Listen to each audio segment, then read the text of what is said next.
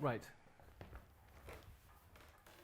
Juliet, Yeah. would you like to just quickly chat through the kind of the first 4 pages in terms of the beats and the dynamic between us, because there's quite a bit of...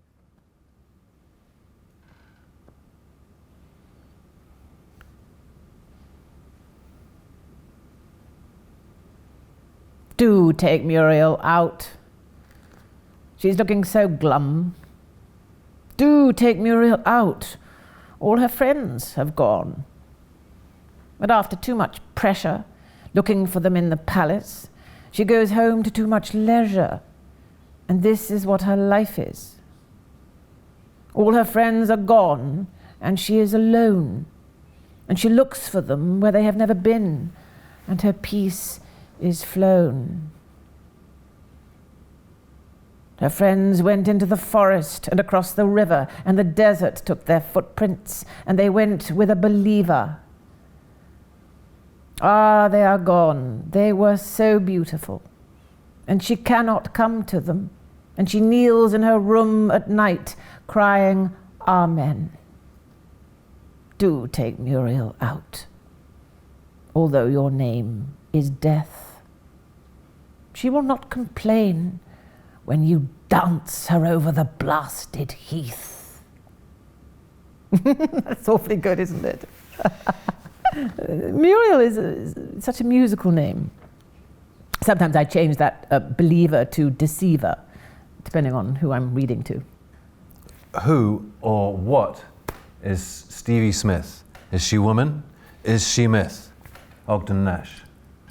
Well, she was born in 1902, on the 20th of September, lived all but 4 of her years of her life in Palmer's Green, North London, never married, wrote 3 novels, 7 volumes of poetry, died on the 7th of March, 1971 in Devon. What else? Precious dull, I must say, unless we dip into fiction. But the truth is, born in Hull, came south at the age of 4, brought up in a household where there was great love and a great faith in the Christian religion, according to the tenets of the Church of England. Educated at famous, like hell it was, Girls' Pioneer Public School. North London Collegiate School, back when it was in Camden. Money being short, and school report singularly unpropitious for a university, whatchamacallit, I went to Mrs. Horster's Secretarial Training College. Oh, these colleges. And then I must have been at Messrs. George Newnes Limited for about 30 years. Publishers of mass market weekly magazines like Woman's Own, Titbits. I didn't want the sort of job where I had to use up my whole energy, because I don't have an awful lot of energy. I really am awfully undersupplied with energy. I'm probably a couple of sherries below par most of the time. Stevie Smith was forever belittling herself.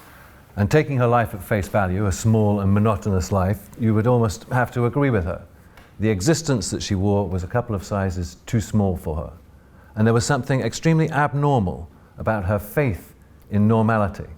The bedrock of that faith was her lifelong protector and companion, her maternal aunt, Madge Spear. The lion aunt of Hull. Who set great store by habit. We first make our habits, then our habits make us. Was what the lion aunt inscribed on the first page of Stevie's autograph album. Exactly the sort of Yorkshire gumption and common sense that Stevie cleaved to. That was from Dryden. Whereas Stevie's father represented the opposite pole, the irresponsible, the unreliable. What folly it is that daughters are always supposed to be in love with papa. It wasn't the case with me. I couldn't take to him at all. But he took to me. What a sad fate to befall a child of 3. I sat upright in my baby carriage and wished Mama hadn't made such a foolish marriage. I tried to hide it, but it showed in my eyes, unfortunately. And a fortnight later, Papa ran away to sea. And for years afterwards, he would make occasional flying visits to see Stevie and her older sister, bearing unsuitable gifts, like a parrot with no food to feed it, or send brief, insouciant postcards. Off to Valparaiso, love Daddy was one. And a very profound effect of transiency they left upon me. In 1906, the remaining family moved from Hull to North London, to the red brick Victorian villa that was 1 Avondale Road. A visitor in 1970 described the same house decades later. From the front, the hedge, patchy plot of front lawn, lace curtains, behind a small, gloomy garden. Inside, front parlour, back parlour, both over-furnished and obviously little changed in decades. An under-furnished kitchen, 3 bedrooms upstairs, a single bathroom. And clutter, piles of books, bric-a-brac, dozens of paintings, mainly by Stevie's aunt and mother, a cottage piano, and a big old-fashioned play box where Stevie kept her drawings and her income tax muddled in together. This was the house where, when Stevie was still a child, her mother died of chronic ill health. She had heart disease. She could not breathe. And already there were cylinders of oxygen. There was the nurse and the doctor coming day and night. And for a week, this last suffering leading to death continued. Oh, how much better to die quickly. But then afterwards they say, your mother died quickly. She did not suffer. You must remember to be thankful for that. But all the time you are remembering that she did suffer. So now it is all over. It is all over. And she is dead. Yes, it is all over. It is all over. It is. The mantra that we repeat to console, which only prolongs the pain. In Papa Love Baby, the catastrophe of her abandonment by her father is framed as something that Stevie consciously willed. By taking control over the loss, she soothes it. By shouldering responsibility for it, she sustains it and nourishes it. The closer that Stevie Smith got to describing her childhood trauma, the more violently paradoxical she became. My mother, my darling mother, I loved you more than any other. Ah, mother, mother, your tears smother.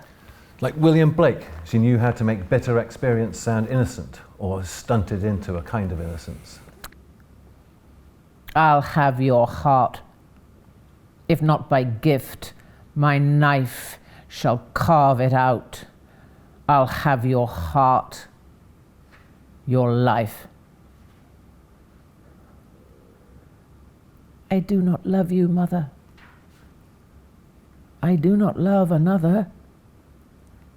Love passed me by a long time ago. And now I cry, do, re, mi, fa, so. Mother and child, 2 tragedies. But no blame is apportioned. There is no context given to say who did what when. There is no side-taking by Stevie Smith, because that would lead to moralizing, which would lead to sentimentality, and which would allow the idea that to an intractable tragedy there is a solution. Stevie Smith never got over the death of her mother. It arrested the child in her. But equally, another paradox, it rendered that child precocious. But to carry the child into adult life is good? I say it is not. To carry the child into adult life is to be handicapped. The child in adult life is defenseless, and if he is grown up, knows it. And the grown-up looks at the childish part and despises it. The child, too, despises the clever grown-up, the man of the world, the frozen. For the child has the tears alive on his cheeks, and the man has none of them. As the child has colours, and the man sees no colours or anything. Being easy only in things of the mind, the child is easy in feeling. Easy in feeling, easily excessive, and in excess, powerful. For instance, if you do not speak to the child, he will make trouble. You would say a man had the upper hand of a child, if a child survive. But I say, the child has fingers of strength to strangle the man alive. Oh, it is not happy. It is never happy to carry the child into adulthood. Let children lie down before full growth and die in their infanthood and be guilty of no one's blood. But oh, the poor child, what can he do? Trapped in a grown-up carapace, but peer outside of his prison room with the eye of an anarchist. Stevie Smith's adult life and poetic voice were rooted or trapped in her childhood, and in this view of childhood, which was anti-sentimental, anti-Victorian, unillusioned. I'm very fond of children. Why I admire children so much is that I think all the time, thank heaven they aren't mine. In her copy of King Solomon's Mines is written in a childish hand, Florence Margaret Smith, the name that she was christened, though she was known to everybody as Peggy.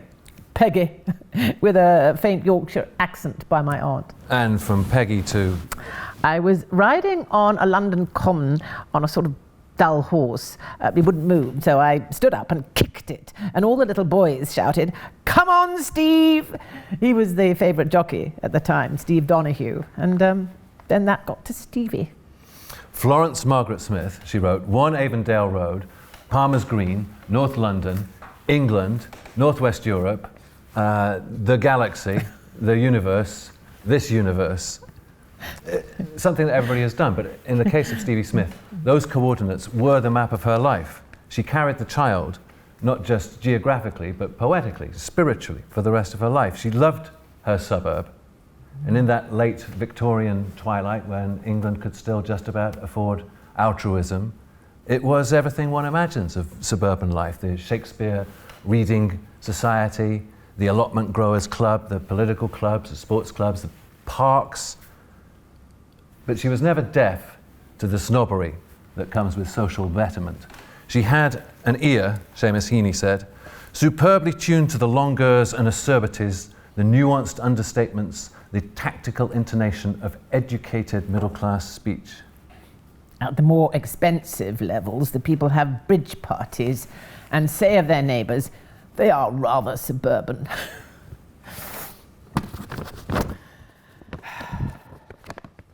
Mabel was married last week, so now only Tom left. The doctor didn't like Arthur's cough. I have been in bed since Easter, a touch of the old trouble. I'm downstairs today. As I write this, I can hear Arthur roaming overhead. Thank heavens he has plenty of room to roam in. We've 7 bedrooms and an annex, which leaves a flat for the chauffeur and his wife. We have much to be thankful for. The new vicar came yesterday. People say he brings a breath of fresh air. He leaves me cold. I do not think he is a gentleman. Yes, I remember Morris very well. Fancy getting married at his age. She must be a fool. You knew May had moved. Since Edward died, she's been much alone. It was cancer. No, I know nothing of Maud. I never wish to hear her name again. It is my opinion Maud is an evil woman. Our Char has left. And a good riddance too. Wages are very high in Tunbridge. Write and tell me how you are, dear. And the girls, Phoebe and Rose. They must be a great comfort to you, Phoebe and Rose. She was a little soft on England, and like many artists or intellectuals, tended to whitewash the lower classes with the virtues that she wouldn't grant her own. Her nationalism took that particularly English form of nationalism, which is being very proud of the English for not being nationalistic. Well, the English are very unself-conscious about themselves. They just want not to have to bother to think about other people very much. All they ask is not to have to think about Ireland. Oh, happy dogs of England, bark as well as you may. If you lived anywhere else, you would not be so gay. Oh, happy dogs of England, bark well at errand boys. If you lived anywhere else, you would not be allowed to make such an infernal noise. A poem not necessarily about dogs. The whole of Palmer's Green, when we first went there, was a very beautiful place to live in, especially for young children. There were fields to play in and shady country lanes and farmhouses with their cows and their pigs. And it was a long time ago, you know. at a ripe September time with the autumn sunshine in the air and the rich smell of acorns and damp mould and the Michaelmas daisies. Stevie Smith was a nostalgic, a romantic with a capital R. She longed for the woods of Arthurian Britain to reclaim the pavements of Edwardian England. She longed for a more ancient landscape and an ancient pre-Victorian morality, a more austere morality. She spoke classical German. She taught herself ancient Greek. It is to the Greeks we turn when we are sick of the vagueness, of the confusion of Christianity and its consolations of our own age. That's not me, it's Virginia Woolf. Virginia Woolf, for whom Stevie was mistaken when her first novel, written in a dream state, and sometimes as many as 6,000 words in a single night, entitled Novel on Yellow Paper, for the yellow secretarial paper on which it was typed, when that was published, to instantaneous acclaim. Later, she downplayed the whole tour de force of it. Brassy. But yes, anyway, after reading the free associating stream of consciousness, Stevie talking essentially, that made up Novel on Yellow Paper, the poet Robert Nichols wrote to Virginia Woolf, "Dear Virginia, you are Stevie Smith, no doubt about it, and Novel on Yellow Paper is your best novel by far." There were two further novels, but Stevie's fictional urge was unalterably, unsustainably autobiographical. The only kind of novel that she was capable of writing was eating her and others around her alive. This awful business of steering a clear course between libel and obscurity. But Novel on Yellow Paper opened the routes to the publication of the poetry that she had been amassing. And she became, for a while, a literary celebrity. It wasn't the fame, dear. It was the company. Success for Stevie Smith meant more people to talk to at parties. It didn't mean an upgrade of job or house. It didn't mean a whole host of new lovers, to add to the handful, among whom were a German student called Karl, who was already married back in Munich, and Eric Armitage, the son of a solicitor who lived in Palmer's Green, worked in insurance, was a member of the tennis club, enjoyed Gilbert O'Sullivan and church history, to whom Stevie was briefly semi-engaged until she began to chafe at the limitations of a truly suburban mind. He told his life story to Mrs. Courtley, who was a widow. "Let us get married shortly." He said, "I am no longer passionate, but we can have some conversation before it is too late." There was also, perhaps, a fling with George Orwell, and later, according to Francis Spaulding's biography, a brief affair with another woman, a psychologist. But there was nothing stronger or purer in Stevie Smith's life than the love that she bore her aunt. And on reflection, Stevie claimed to be impervious to the troubled, stirring world of twos. The nearly right, and yet not quite in love, is wholly evil. And every heart that loves in part is mortgaged to the devil. I loved, or thought I loved in sort. Was this to love akin? To take the best and leave the rest and let the devil in? Oh, lovers true, and others too, whose best is only better. Take my advice, shun compromise, forget him and forget her. And there, suspended between the office and the suburbs, is the life. But again, who or what is Stevie Smith? Is she woman? Is she myth? The answer, of course, is in the poems, because ironically, it was only in the poems that she felt free to write fiction. My poems are written from the experiences of my own life, its pressures and fancies, and they are written to give ease and relief to me. I think pressure is the operative word here. The pressure of daily life, the pressure of having to earn one's living, possibly at work that's not very congenial, the pressure of one's relations with other people, the pressure of all the things one hears about or reads about in philosophy and history and religion, for instance, and agrees with or does not agree with, the pressure of despair, and the pressure, too, of pleasures that take one's breath away. Colours, animals tearing about, birds fighting each other to get the best bit of bacon rind. And the funniness of things, too. You will say, but your poems are all story poems. You keep yourself hidden. Yes, but all the same, my whole life is in these poems. Everything I've lived through and done and seen and read and imagined and thought and argued. Then why do I turn them all upon other people, imaginary people, the people I create? It is because it gives proportion, puts the feelings at one remove, brings the temperature down. And again, it eases the pressure. Nothing stymies your interest in a poet quite like the word underrated, especially if it's a euphemism for popular. And the literary world has never quite worked out exactly how seriously to take Stevie Smith. Cherished and condescended to for her eccentricity as much as her poems, accessible but neglected, Stevie Smith, so original, so unclassifiable, has ended up lumped in with the light verse. Her poetry encourages you to underestimate it, and it is enthusiastically underestimated. They think, it couldn't be like that, just straight.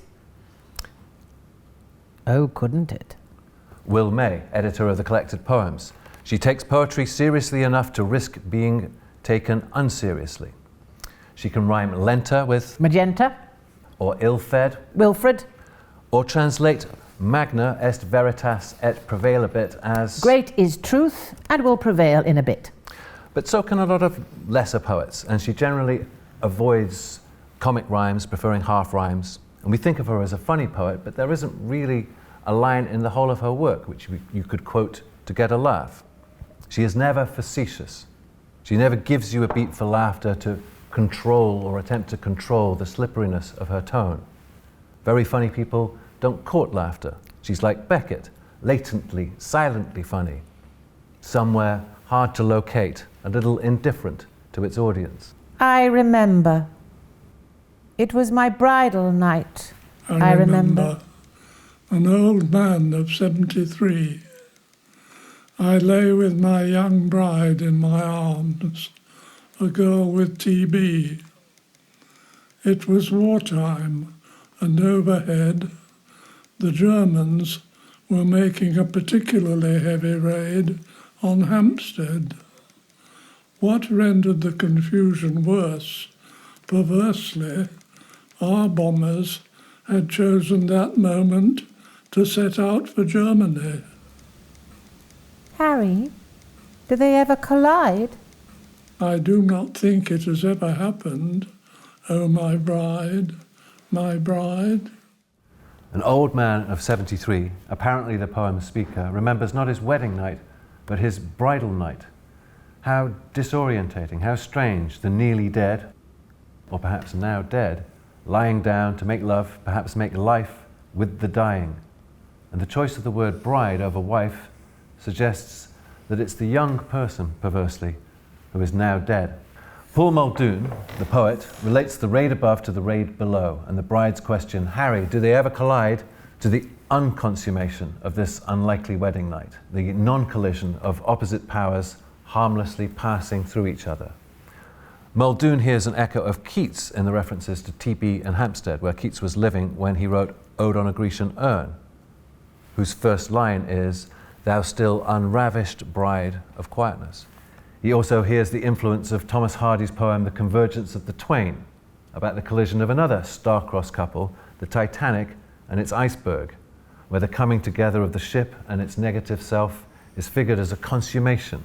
Noting also that the Titanic was much on people's minds at the time because of the success of the movie A Night to Remember. Nor does Muldoon fail to note that when Hardy married his much younger second wife, he was precisely 73. Muldoon is a very, very brilliant man. He also notes that 2 years earlier, Philip Larkin had published a poem called I Remember, which is also about an unconsummated sexual encounter and set in that bomb-destroyed city, Coventry. Although Stevie Smith read almost no contemporary poetry, her ear was already full. In all, in this little 11-line lyric, Paul Muldoon detects frequencies from at least 9 other poems by Thomas Hood, by Edward Thomas, by Emily Dickinson, by Shakespeare, by Stevie Smith. But I remember is hardly mine at all. It's practically a transcript from Llewellyn Powys' autobiography. As Stevie said breezily in a letter, except it wasn't. It was somebody else's memoir, and which I have here. And the relevant passage from a completely different person's memoir is, on Thursday, October the 7th, we were married at St. Mary's Church in Hampstead. Our wedding night coincided with the most spirited German air raid that had been experienced in London for a very long time. And the confusion was made worse by a very large fleet of our own bombers passing over on their way to Germany at the same time. So, does that cancel out Paul Muldoon's perception of a dense web of allusion and echo? On the level of conscious composition, perhaps a little bit. But Stevie Smith loved to create by misremembering, by garbling, by using the errors that the ear makes in memory in order to generate new words and new forms. And this nagging sense of half-remembered, faintly overheard music, as if from down the hallway, this is exactly what Stevie Smith does all the time. All the poet has to do is listen. The poet is not an important fellow. There will always be another poet. That modesty is part of her poetic tone. She is never shrill. She never lets a poem claim importance. She never tries to sell you a poem, or she would never attempt a clinching masterpiece. In fact, her poetry works very well accumulatively over the course of 20 or 30 poems.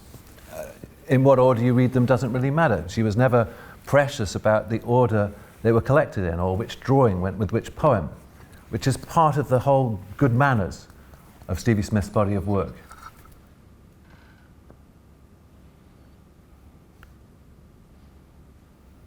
She was acutely aware of the banality, the lulling banality of 19th century verse rhythms, so almost imperceptibly, with a faintly audible jolt, she'll jump out of a rhythm that sounds like Blake and make it sound like Dorothy Parker, and then make Dorothy Parker sound like the Bible, or Emily Dickinson, and then make Emily Dickinson or the Bible sound like Good Housekeeping. The anachronistic jumbling of different registers and eras gives her poetry a strange timelessness as well, that poems haven't dated. They don't date. And where light verse would use all these dissonances for a predictable lurch into bathos, in Stevie Smith they coexist, unreconciled, to produce a feeling of constant disequilibrium, desolation and giddiness simultaneously existing, resignation and hysteria. That's Stevie Smith. It says here, there may be echoes in her work of past poets, but these are deceitful echoes. Oh, that's terribly good. That's the blurb from her 1964 selected poems. Her thoughts may also seem deceitful, at first simple, almost childlike, then cutting at depth with a sharp edge to the main business of her life. Written naturally by Stevie herself. The main business of her life was loneliness and God. And the devil. My thoughts about Christianity are much confused by my feelings. My feelings fly up. My thoughts draw them down again, crying fairy stories. But all the poems poetry writes may be called heaven a detail or hell a detail. Stevie Smith's relationship with Christianity was like a marriage that just wouldn't quite die, filled with old grievances and sore spots, irreconcilable differences that could never quite lead to a divorce, though she disliked the institution of the church, especially Rome, and confronted Christian dogma whenever she felt that it flattered or bullied the believer. Was he married? Did he try to support, as he grew less fond of them, wife and family? No. He never suffered such a blow.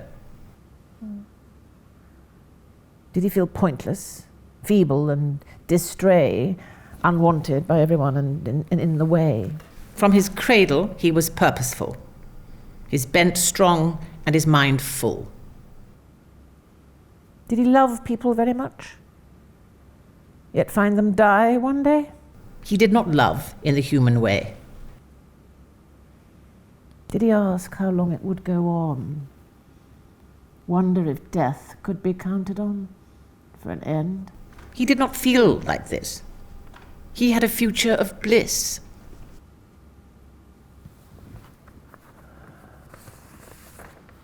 Did he never feel strong pain for being wrong?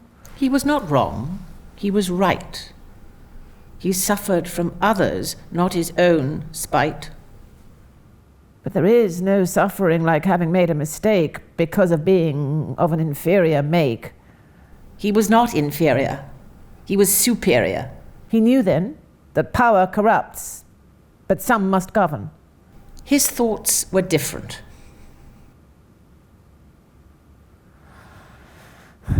Did he lack friends? Worse, think it was for his fault, not theirs. He did not lack friends. He had disciples he moulded to his ends. Did he feel over-handicapped sometimes, yet must draw even? How could he feel like this? He was the king of heaven. Find a sudden brightness one day in everything because a mood had been conquered or a sin. I tell you, he did not sin.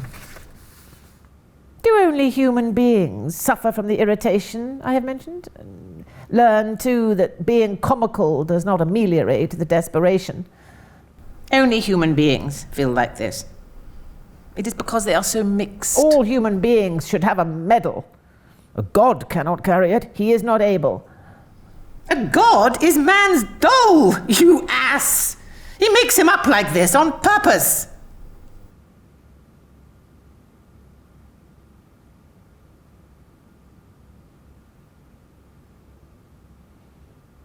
He might have made him up worse. He often has, in the past. To choose a god of love, as he did and does, is a little move, then? Yes, it is. A larger one will be when men love love and hate hate, but do not deify them. It will be a larger one. Stevie Smith loved doubt. She was frightened of non-belief. She believed that the path of the unbeliever was beset by depression and flatness and ennui. And her poems that argue against the fairy tales are uncharacteristically direct, unpoetic, and flat. It's the only thing in her life that she cares about enough to be distracted from poetry by. But for all that, they are amazing poems in themselves and a new tone for her. I am an agnostic who has to keep herself from backsliding into belief. Who is this that comes in splendor, coming from the blazing east? This is he we had not thought of. This is he, the airy Christ. Airy, in an airy manner, in an airy parkland, walking. Others take him by the hand, lead him, do the talking. But the form, the airy one, frowns an airy frown. What they say he knows must be, but he looks aloofly down. Looks aloofly at his feet, looks aloofly at his hands, knows they must, as prophets say, nailed be to wooden bands, as he knows the words he sings, that he sings so happily, must be changed to working laws, yet sings he ceaselessly. Those who truly hear the voice, the words, the happy song, never shall need working laws to keep from doing wrong. Deaf men will pretend sometimes they hear the song, the words, and make excuse to sin extremely. This will be absurd. Heed it not. Whatever foolish men may do, the song is cried for those who hear, and the sweet singer does not care that he was crucified, for he does not wish that men should love him more than anything because he died. He only wishes they would hear him sing. That is exactly Emily Dickinson's position, another agnostic or non-believer who couldn't get over her love for the Word of God, for scripture and psalms, hymns. A lot of my poems go to church tunes from liturgy as well as from hymns, ancient and modern. There's this one, Greenland's Icy Mountains. I like singing my poems very, very much. I haven't any sense of pitch. Must be very painful. This is called Voices from the Tomb. Please join in. I trod a foreign path, yes, the silence was extreme, and so it came about, tis that I fell into dream, that I fell into dream, my dears, and feelings without cause, and tears without a reason, and so was lost. It's a bit of a fiddle, that last line. So was lost. It brings the desperateness out. Stevie Smith thought of her poems as sound vehicles. She was drawn to strong and steady beats because they played to her gift for disruption, for throwing a spanner in the works. Hence the models, hymns, ballads, nursery rhymes, and nonsense verse. Our bog is dude. Our bog is dude, our bog is dude. They lisp in accents mild, but when I asked them to explain, they grew a little wild. How do you know your bog is dude, my darling little child? We know because we wish it so, that is enough. They cried, and straight within each infant eye stood up the flame of pride. And if you do not think it so, you shall be crucified. Then tell me, darling little ones, what's dude suppose bog is? Just what we think. The answer came. Just what we think it is. They bowed their heads. Our bog is ours, and we are wholly his. But when they raised them up again, they had forgotten me. Each one upon each other glared in pride and misery. For what was dude and what their bog, they never could agree. Oh, sweet it was to leave them then, and sweeter not to see, and sweetest of all to walk alone beside the encroaching sea, the sea that soon should drown them all, that never yet drowned me. Our bog is dude. Our God is good, or our God is dead, most obviously, garbled in Stevie's habitual way by something like spoonerism or mishearing, kind of static on the line. By reason of the tiredness, I've written affable circumstances for affluent circumstances, and negative for negative. And are not these richer thoughts? Our Bog is Dude is a nonsense poem, which is an attack on nonsense. The faith claim is literally childish, and the obscurity of the language is a deliberate strategy to prevent communication and dominate and control meaning. And note that the two little fanatics can't even agree. The basic unit of the dogmatist or of the fascist is one and one only. The amorality of children and their wickedness, that is something which stems from one of Stevie's favourite sources of all, and another of her ways of working off pressure, fairy tales. I am a frog. I live under a spell. I live at the bottom of a green well. And here I must wait until a maiden places me on her royal pillow and kisses me in her father's palace. The story is familiar, everyone knows it well, but do other enchanted people feel as nervous as I do? The stories do not tell. Ask if they would be happier when the changes come, as already they are fairly happy, in a frog's doom. I have been a frog now for 100 years, and in this time I have not shed many tears. I am happy, I like the life, can swim for many a mile when I have hopped to the river, and am forever agile. And the quietness. Yes, I like to be quiet. I am habituated to a quiet life. But always when I think these thoughts, as I sit in my well, another thought comes to me and says, it is part of the spell to be happy, to work up contentment, to make much of being a frog, to fear disenchantment. Says it will be heavenly to be set free, cries heavenly the girl who disenchants, and the royal times heavenly. And I think it will be. Come then, royal girl, and royal times, come quickly. I can be happy until you come, but I cannot be heavenly. Only disenchanted people can be heavenly. The Brothers Grimm were a lifelong influence. As a schoolgirl, she had played the wolf in Little Red Riding Hood and been ticked off afterwards for scaring the younger children. And after her death, on her bedside table was found a volume of the Brothers Grimm in German.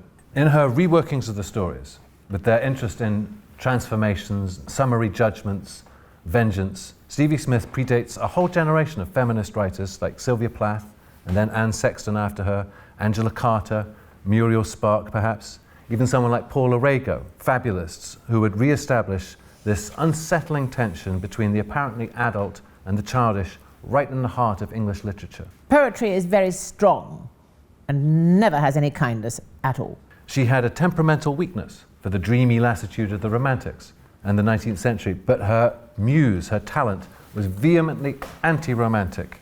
The Grimms are merely an echo of what she admired above all else: classical tragedy, Euripides, Sophocles, Racine, her favourite. To quote Hermione Lee, classical rigour set against narcissism, neurosis, melancholia is the key to her work. Stevie Smith's classicism is Gothic and barbarous and severe and austere rather than serene and Olympian. And central to both the bracing, unsentimental Greeks and the escapist Romantics, and to fairy tales, is the same subject, the absolute main subject of Stevie Smith's life and the greatest romance by far that she ever had. Tender only to one, tender and true. The petals swing to my fingering. Is it you? Or you? Or you? Tender only to one, I do not know his name, and the friends who fall to the petal's call may think my love to blame. Tender only to one, this petal holds a clue, the face it shows, but too well knows who I am tender to. Tender only to one, last petal's latest breath cries out aloud from the icy shroud. His name is death.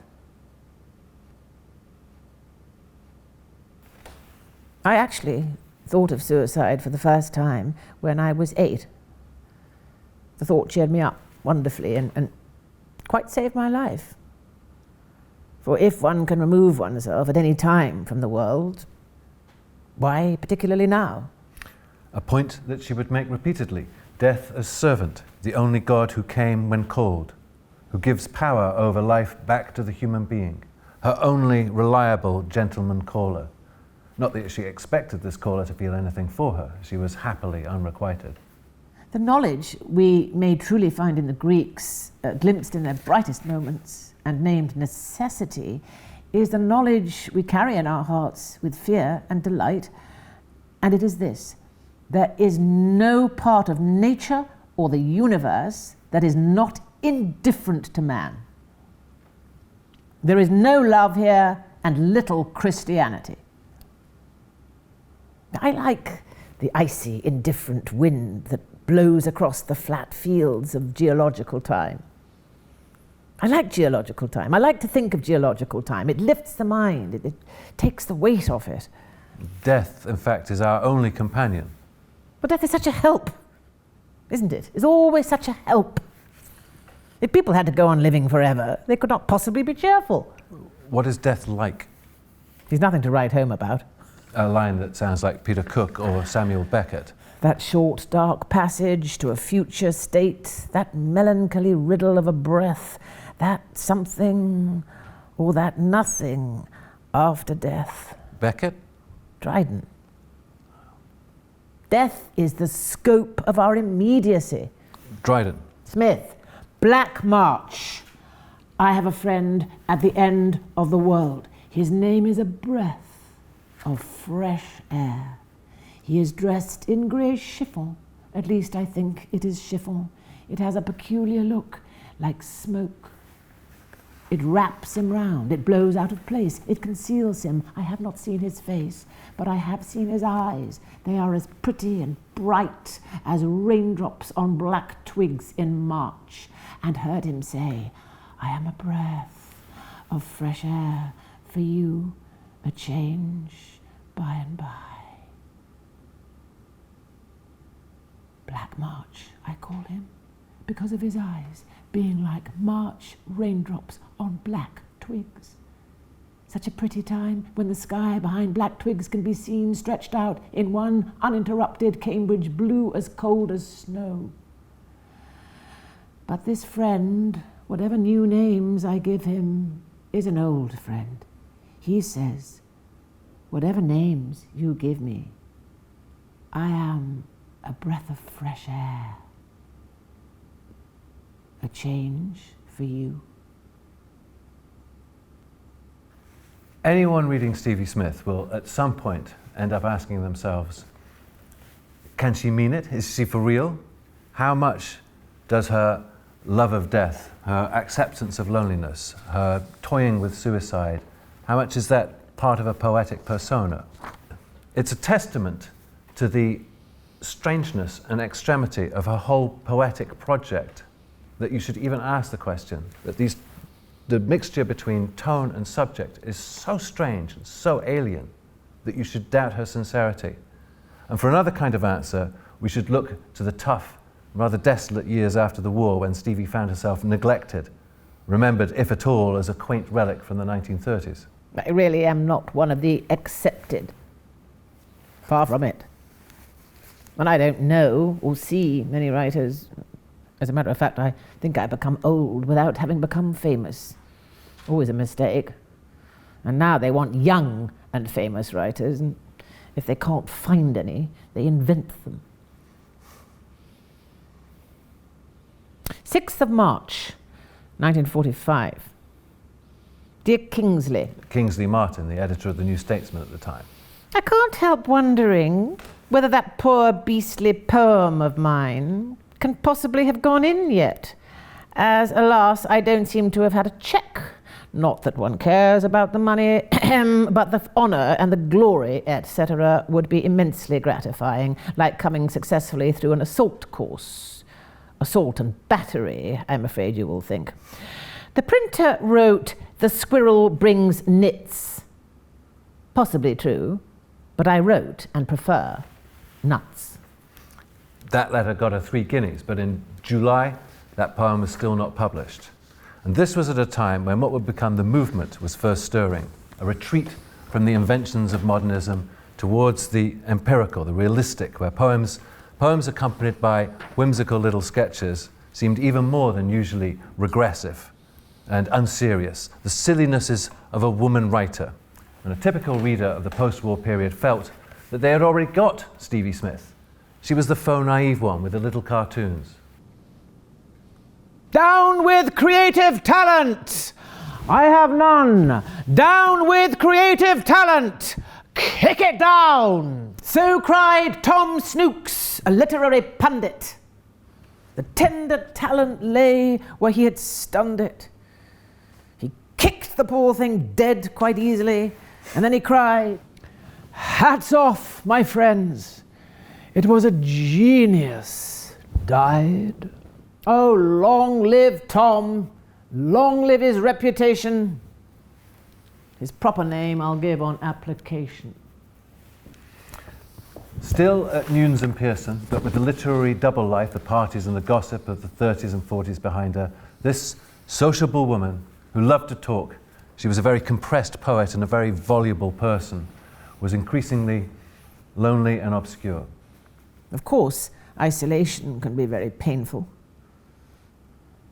Many of my poems are about the pains of isolation, but once the poem is written, the happiness of being alone comes flooding back. I felt too low for words last weekend, but I worked it off in a poem called Not Waving but Drowning. Nobody heard him, the dead man, but still he lay moaning. I was much further out than you thought, and not waving but drowning.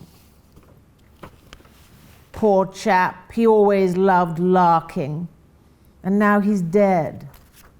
It must have been too cold for him, his heart gave way, they said. Oh no, no, no, it was too cold always. Still the dead one lay moaning. I was much too far out all my life, and not waving but drowning. But if the dead man is moaning, can he be really dead? For him, nothing seems to have changed. His attempts at communication are still misinterpreted or ignored. Nothing's changed except the designation from living to dead. There is a Dantean horror, isn't there, in the last stanza, that the pattern of his life will continue, still drowning, still unheard, eternally, in whatever other place he's moaning to us from. 3 months after writing the poem, in July 1953, Stevie was returned home from the Charing Cross Hospital with bandages on her wrists. Whether she attempted the act in the office with a pair of scissors, as has been suggested, or in some other way, we don't know, nor precisely why, and it would be very unsmithian to speculate. Her laconically uninquisitive response to Virginia Woolf's suicide was just generally fed up all round, I suppose. Not Waving but Drowning was accompanied by an illustration not of a man, but a woman, her hands below the waves, her face masked mysteriously with wet strands of hair. The collection, Not Waving but Drowning, launched Stevie once more onto a tide of popularity and acclaim, the highest yet.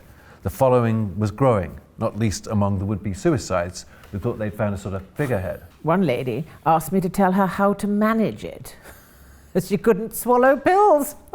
And a younger audience too. I better say straight out that I am an addict of your poetry, wrote Sylvia Plath, looking to have lunch, which never happened. A desperate Smith addict. And with the 60s, poetry was becoming a live event, a gig, and Stevie was a riveting performer, a sensation.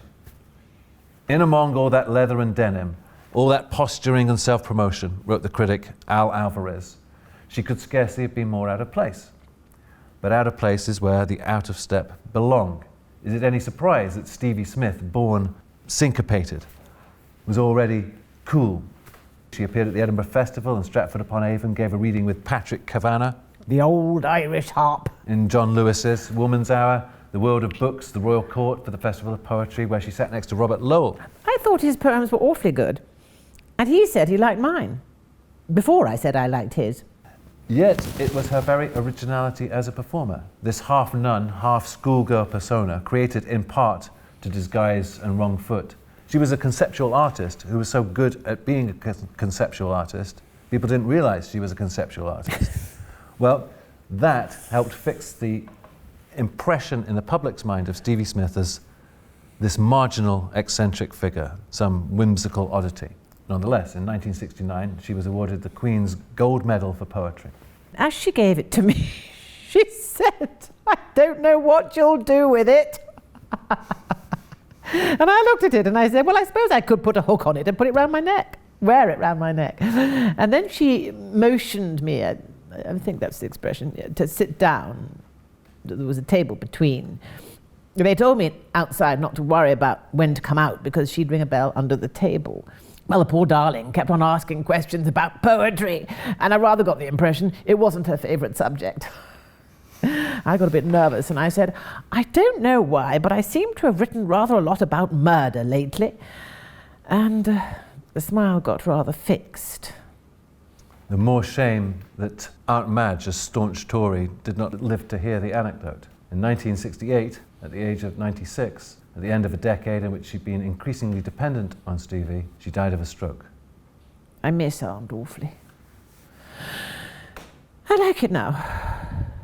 I love people, but I love the thought and memory of them just as much. Stevie mourned her deeply, and much of her purpose in caring for her aunt had now been taken away from her.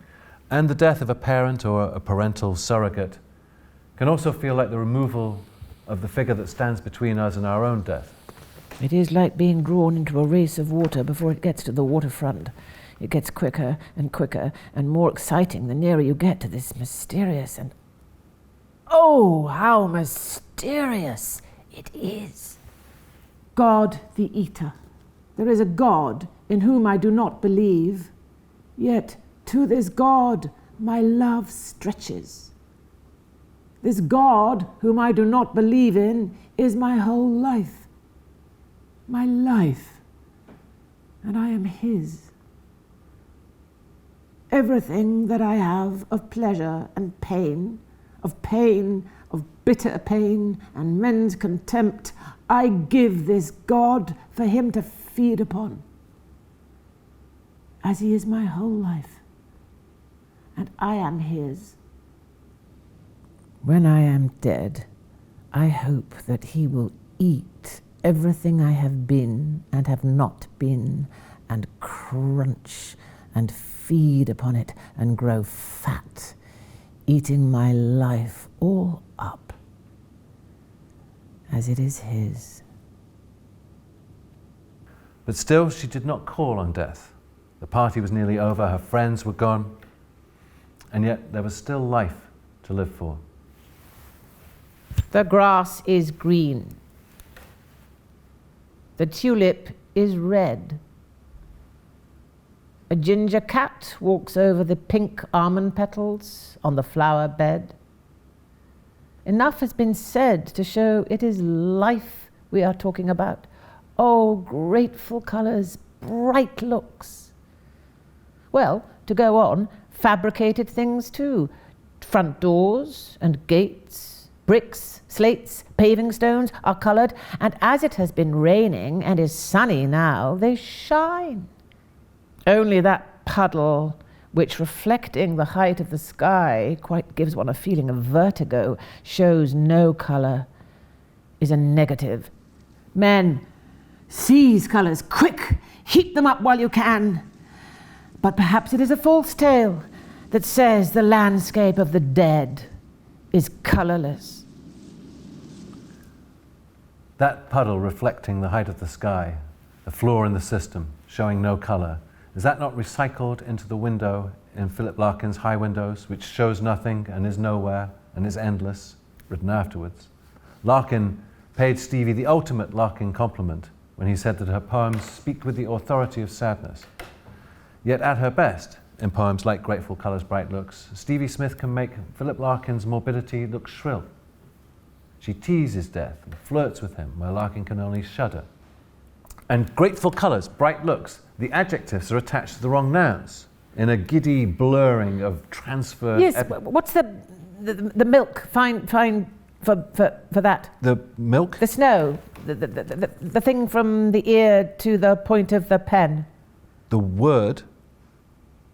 I have fits of fainting nearly and losing control over words. They only last a few minutes, but they are horrible. This is now the winter of 1970. It is like telephones scrambling their eggs.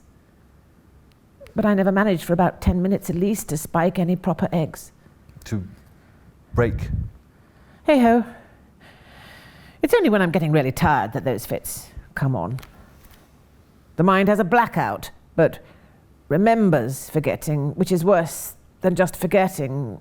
It is like lots of familiar things getting faster and faster, rushing past is horrid. I sit down and put my head on the table to be low down. And all the time there's this sort of ghastly metallic taste in my mouth, coming very deep from my ghastly tum. And also in my head there is a two-note continuous sound, say, top do down to la. And I'm exhausted practically the whole time.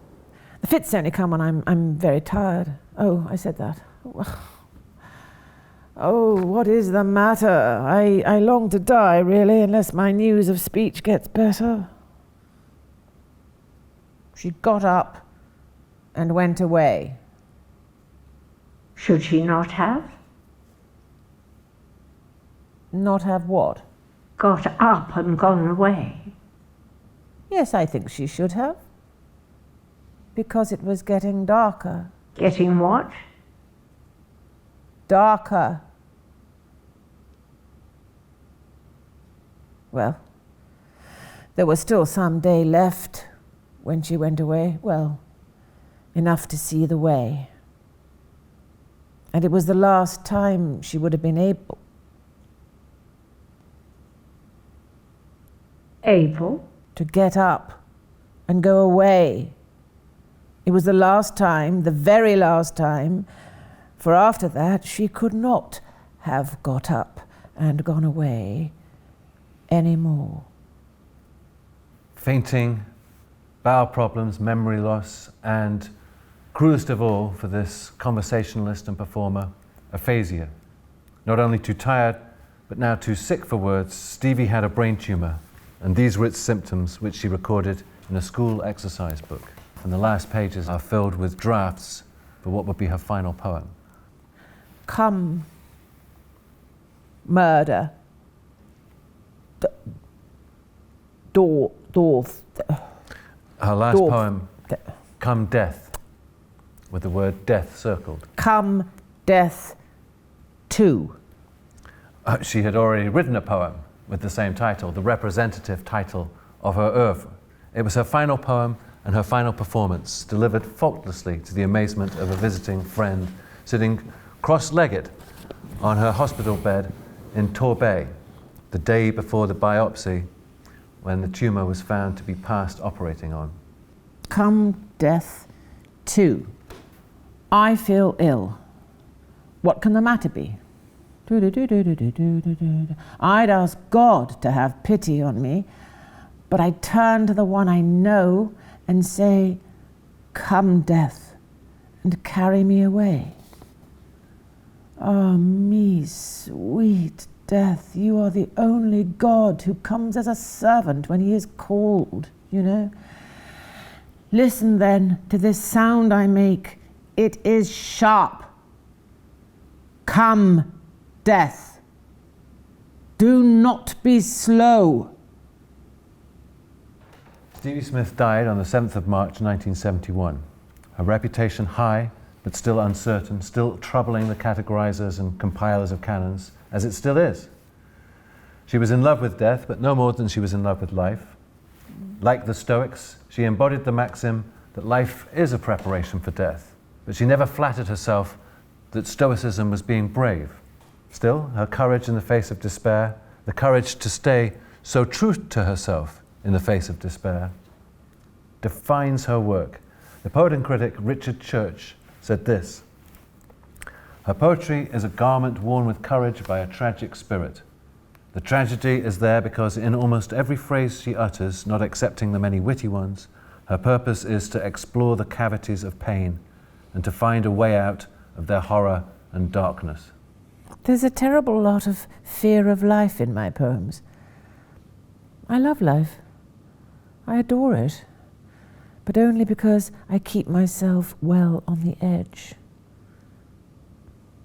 I wouldn't commit myself to anything. I can always get out if I want to. It's a terribly cowardly attitude to life. I'm very ashamed of it, but there it is. Away, melancholy. Away with it. Let it go. Are not the trees green? The earth as green?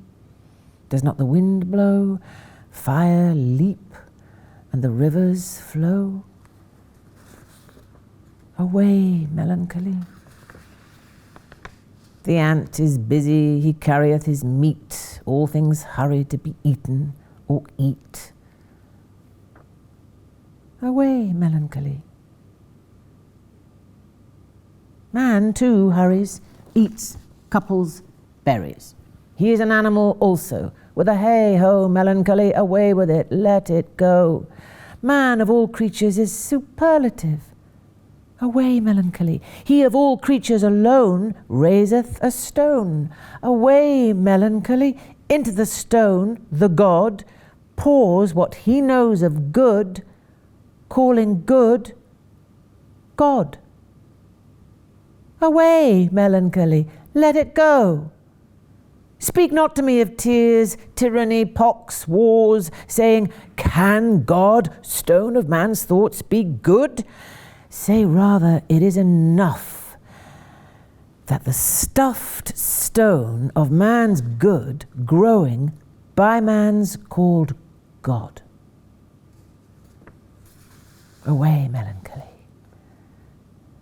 Let it go.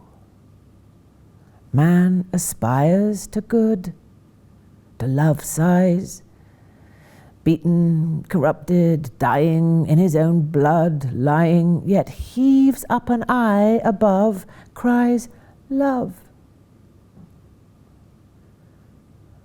Love. It is his virtue needs explaining, not his failing. Away, melancholy. Away with it. Let it go.